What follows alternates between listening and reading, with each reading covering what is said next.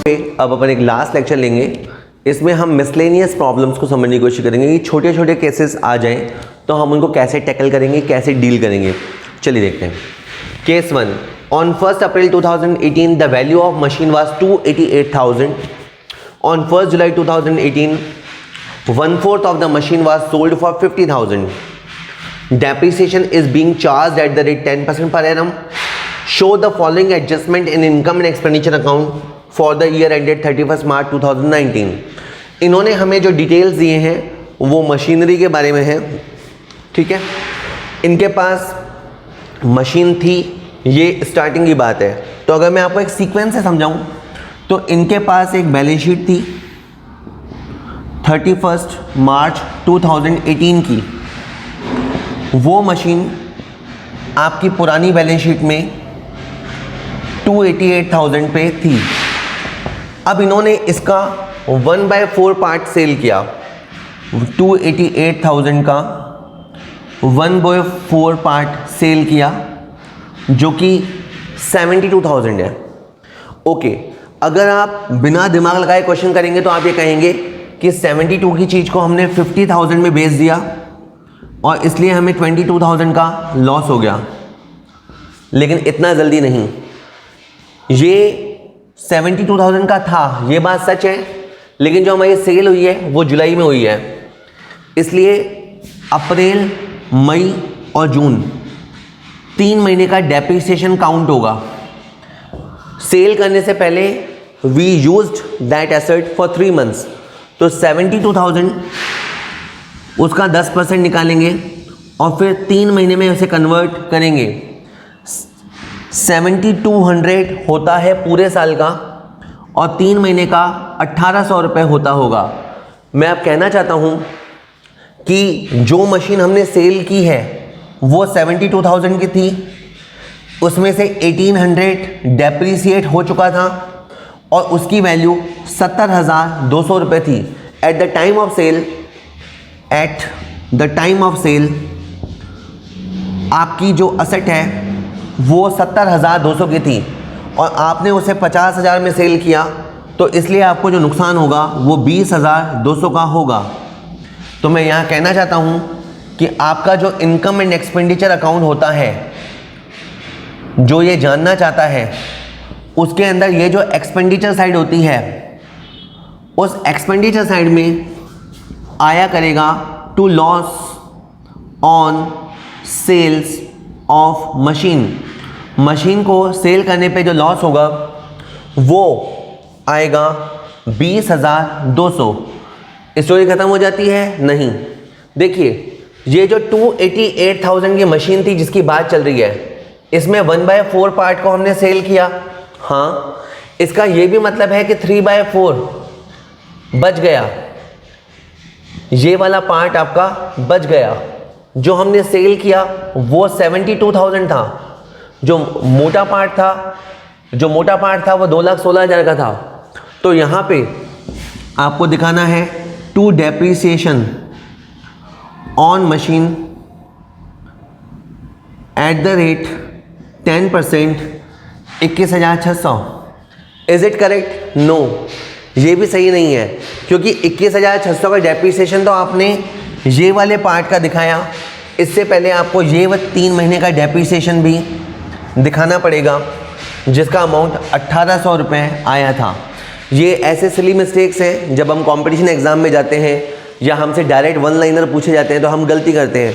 हमको लगता है जिसको हमने सेल कर दिया उसे तो सेल कर दिया और जो बचा है उसका डेप्रीसिएशन लगेगा। तो आप सोचो ना, जो बचा हुआ है जिसे हमने पूरा साल यूज़ किया उसका डेप्रीसिएशन तो लगेगा ही, लेकिन जिसको हमने सेल से पहले 3 महीने यूज़ किया उसका डेप्रीसिएशन भी तो लगेगा।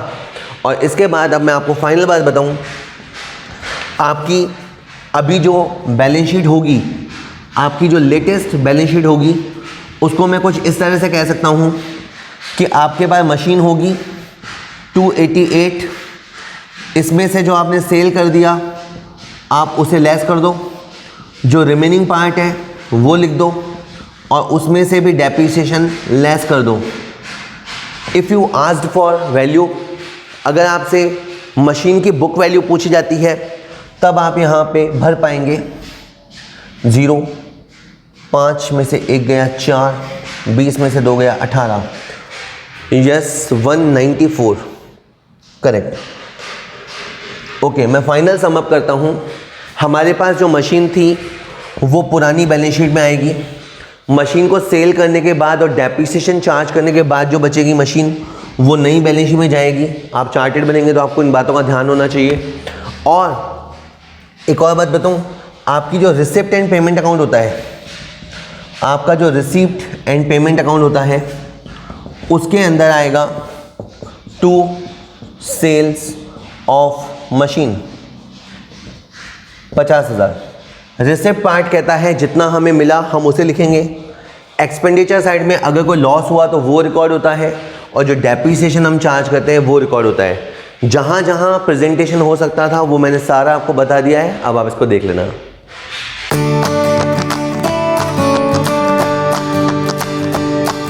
आज हम एनपीओ के स्पेशल क्वेश्चंस कर रहे हैं, ऑलमोस्ट एंड की तरफ है। मान लीजिए मैचिंग वाला क्वेश्चन आ जाए जिसमें आपको लेफ्ट कॉलम को राइट कॉलम से मैच करना हो, तो कैसे करोगे? Case 2, match the following, column 1 column 2। Column 1 कहता है डोनेशन फॉर स्पोर्ट्स। अब यहाँ पे आपको डोनेशन मिला है और आपको पता है कि ये स्पोर्ट्स के लिए मिला है। तब जब डोनेशन आपको किसी खास पर्पस से मिलता है तो उसको बोलते हैं हम स्पेसिफिक डोनेशन। जब डोनेशन का एक मकसद होता है then it is known as specific donation. यहाँ पे क्या क्या कॉलम अवेलेबल है? Donation for sports library side में जाएगा, बैलेंस शीट में जाएगा, ये एक स्पेसिफिक फंड है या ये कैपिटल रिसिप्ट है। तो बेटा जी ये यहाँ जाना चाहिए कि डोनेशन फॉर स्पोर्ट्स आपका स्पेसिफिक फंड है। कैपिटल फंड आप याद कीजिए, कैपिटल फंड क्या होता है? बैलेंस शीट की लाइब्रेरी साइड में पाया जाता है। मैं 4 नाम बोलता हूँ, गौर कीजिएगा। Capital, partners capital, share capital, capital fund. और अब ये चारों नाम रिप्रेजेंट करते हैं ऑर्गेनाइजेशन स्ट्रक्चर को। जहाँ पे दुकान का एक ओनर होता है तो वो कहलाती है कैपिटल, और वो स्ट्रक्चर होता है सोल प्रोप्राइटरशिप। हमने अच्छे से बिजनेस ऑर्गेनाइजेशन में सोल प्रोप्राइटरशिप के मेरिट डीमेरिट देखे होंगे।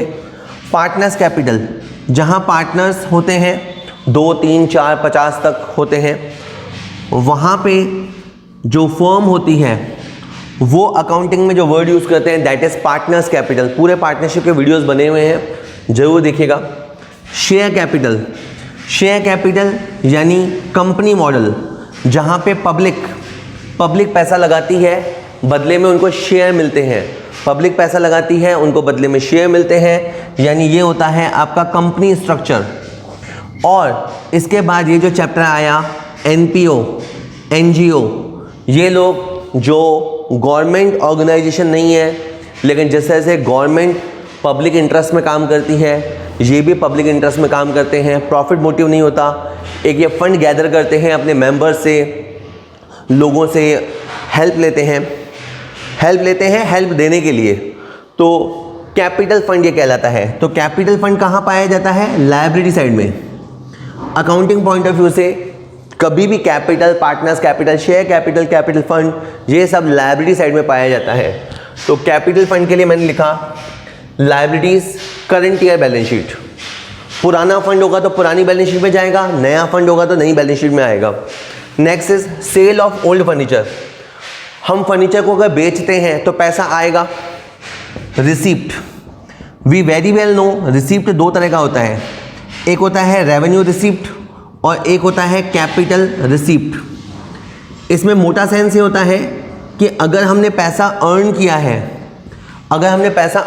है, वो हमारी रेगुलर एक्टिविटी है तो वो रेवेन्यू रिसिप्ट होता है। लेकिन जब किसी असेट को अपन सेल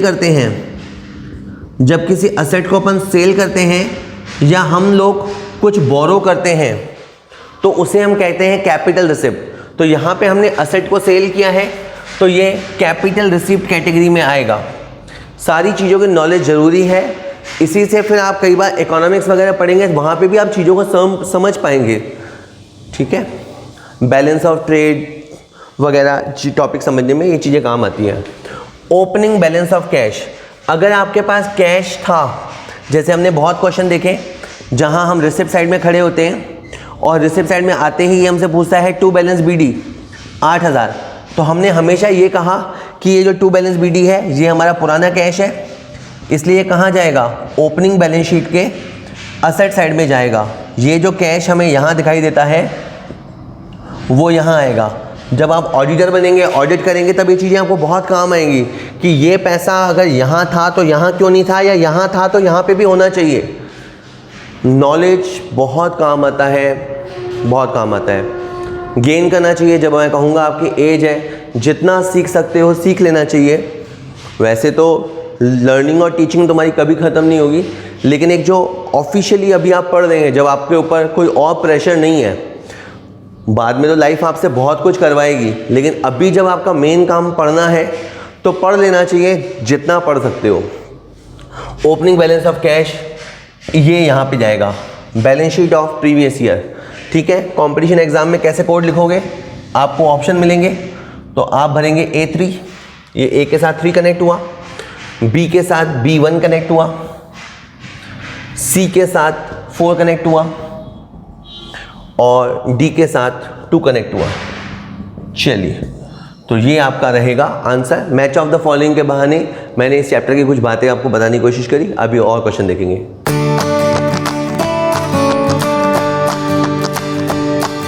क्लास लेक्चर में एक केस अपना और देखेंगे, वापस से कॉलम मैच करने की कोशिश करेंगे। देखते हैं, match the following column 1 entrance fees. Well, पहले तो हमें वैसे ही नॉलेज होनी चाहिए। यहाँ पे आप देखेंगे लोग, मुझे लगता है गलती करते हैं, यहाँ देखते हैं फिर यहाँ पे से सेलेक्ट करते हैं। आप पहले ठहर के सोचो एंट्रेंस फीस क्या होती है। जब हमारे क्लब में, हमारी ऑर्गेनाइजेशन में मेंबर्स आते हैं तो हम उनसे आने का एक फ़ीस लेते हैं, एंट्रेंस फीस। और जनरली ऐसा होता है कि हर साल लोग ज्वाइन हमें करते ही हैं। धीरे धीरे जैसे जैसे हमारी ऑर्गेनाइजेशन पुरानी होती है और मेंबर्स नित्य नए ज्वाइन करते हैं, तो उनसे हम एंट्रेंस फीस लेते हैं और वो इनकम मानी जाती है। तो एंट्रेंस फीस हमारी इनकम होती है। ठीक है, next is donation big. Big के पास में मैं ब्रैकेट में लिखना चाहूँगा स्पेसिफिक। अगर डोनेशन हमें किसी खास मकसद से मिलता है, जैसे हमें मिलता है donation for tournament, donation for matches, donation for pavilion, donation for auditorium, ये इसलिए बोल रहा हूँ कि पिछले वीडियो में हमने इस पर डिस्कस किया था। तो जब डोनेशन किसी खास मकसद से मिलता है तब वो लाइब्रेरी साइड में जाया करता है। ये लाइब्रेरी। ऑनोरेरियम, देखिए ऑनोरेरियम क्या होता है, हिंदी में इसको बोलते हैं मानदेय। इसमें इसलिए बताया मान, मतलब हम उनकी रिस्पेक्ट करते हैं। जैसे मान लीजिए कि हमारे यहाँ मान लीजिए कॉलेज है और कॉलेज में 3 दिन स्पोर्ट्स इवेंट होना है। अब स्पोर्ट्स इवेंट होना है तो हमने बाहर से किसी कोच को बुलाया कि हमने कहा सर आपको आना है और यहाँ पे एक्टिविटीज़ कंडक्ट करानी है। तो आपको क्या लगता है फ्री फंड में वो आएंगे? आ भी सकते हैं, पर ना आए तो हम उनको पैसे देंगे। तो वो जो पैसे हम देंगे ना उसे कहा जाएगा ऑनोरेरियम।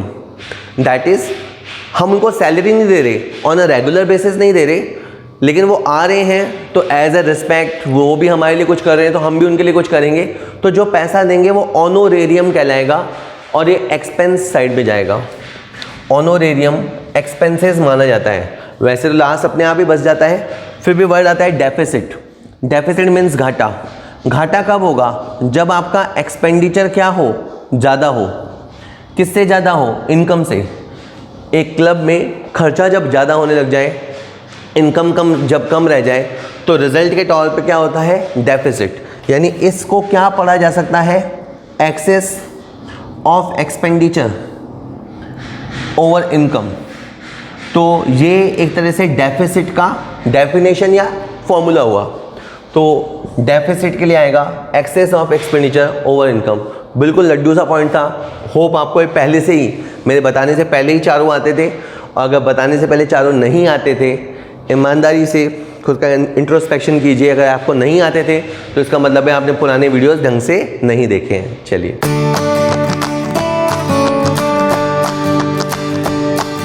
एक लास्ट क्वेश्चन कर लेते हैं। Calculate the amount of medicine consume during the year. हमें अमाउंट कैलकुलेट करने के लिए कहा गया है कि बताइए कितने मेडिसिन कंज्यूम हुए। अब दो बातें सुनिए। अगर आपको ये मेडिसिन कंज्यूम होते ही कुछ लगा यार ये तो अपना देखा हुआ है, ये तो सर वापस करा रहे हैं, तो इसका मतलब है आप पढ़ाई ढंग से कर रहे हैं।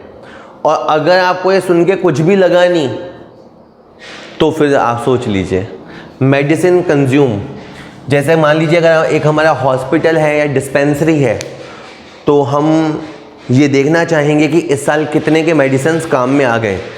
तो मेडिसिन कंज्यूम्ड का एक फॉर्मूला होता है, किसी भी चीज़ के कंजम्पशन को निकालने का फॉर्मूला है opening stock plus purchases minus closing stock. अगर हम ये इन्फॉर्मेशन इसमें भर देंगे तो हमारा क्वेश्चन सॉल्व हो जाएगा। सबसे पहले है ओपनिंग स्टॉक ऑफ मेडिसिन 50,000, इतनी मेडिसिन हमारे स्टॉक में पहले से थी। Closing stock of medicine 45,000 more than opening stock, थोड़ा सा घुमाने की कोशिश की है। 45,000 ज़्यादा, 50,000 नहीं, 95,000, क्योंकि इन्होंने कहा है कि क्लोजिंग स्टॉक जो था वो ओपनिंग स्टॉक से 45,000 ज़्यादा था। तो ये तो क्या है, कोई बच्चों वाली बात है, उसमें तो क्या हुआ। Next is amount paid for medicine, हमने दवाइयों के लिए 2 लाख रुपए पेमेंट किया। अगर ये दो इन्फॉर्मेशन ना होते तो ये 2 लाख में परचेज में लिख देता कि हमने 2 लाख रुपए के मेडिसिन परचेज़ किए, लेकिन इन्होंने क्रेडिटर्स के बारे में भी बताया है। और जब भी क्रेडिटर्स के बारे में बताएगा तो आप क्रेडिटर्स अकाउंट बनाएंगे। ये वो ग्रुप है, ये वो लोग हैं जिनसे हम मेडिसिन मंगाया करते हैं और ऑब्वियस सी बात है उनका बिल बाकी होता है तो वो हमारे लिए लायबिलिटी होता है, और लायबिलिटी होता है तो सीआर होता है। ये सब बातें जिस दिन बहुत नॉर्मल आपके लिए हो जाएंगी ना, बिल्कुल नॉर्मल, तो उसका मतलब समझते हैं कि आपकी प्रैक्टिस अच्छी हो गई है। तो 20,000 यहाँ पे क्रेडिटर्स का बैलेंस लिखा, यहाँ पे टू बैलेंस ईडी करके इनका जो क्लोजिंग बैलेंस होता है वो आएगा। Closing creditor 50% of opening creditor, closing stock आधे रह गए, क्लोजिंग क्रेडिटर आधे रह गए, ये 20 है तो यहाँ 10,000 रह गया। इसके अलावा हमने जब अमाउंट पे किया होगा मेडिसिन का तो इनको किया होगा, हमारा कैश गया, हमने क्रेडिटर्स को पे किया, क्रेडिटर्स टू कैश, ये एंट्री हुई होगी जब हमने क्रेडिटर्स को पेमेंट किया होगा टू कैश। ठीक है, 2 लाख रुपए। ठीक है, बहुत सारे लोग कहते हैं कि हम कोई अकाउंटेंट थोड़े ना बनेंगे, कोई बात नहीं, आप सॉफ्टवेयर इंजीनियर बन जाइए। अगर आपको अकाउंटिंग आती है तो फिर आप अकाउंटिंग सॉफ्टवेयर बनाना। ठीक है, कोई नहीं जानता कि आज के 3 साल बाद 4 साल बाद आप एग्जैक्टली क्या करेंगे, कोई नहीं। ये चीज़ें धीरे धीरे इवॉल्व होती हैं, अपने आप एक टाइम आता है और फिर आपको लगने लग जाता है कि मेरे लिए ये रास्ता सही है। लेकिन वो रास्ता जब तक आए, वो नज़ारा जब तक दिखे, तब तक जो दिख रहा है उसे तो ईमानदारी से करो, उसे तो अच्छे से करो, इतना आप कर सकते हैं। तो आप अपने आप को बहाने मत दो, जो बहाने देते हैं कि मैं बाद में तो ये तो करूँगा नहीं, क्या पता इसी से आपका रास्ता खुल जाए।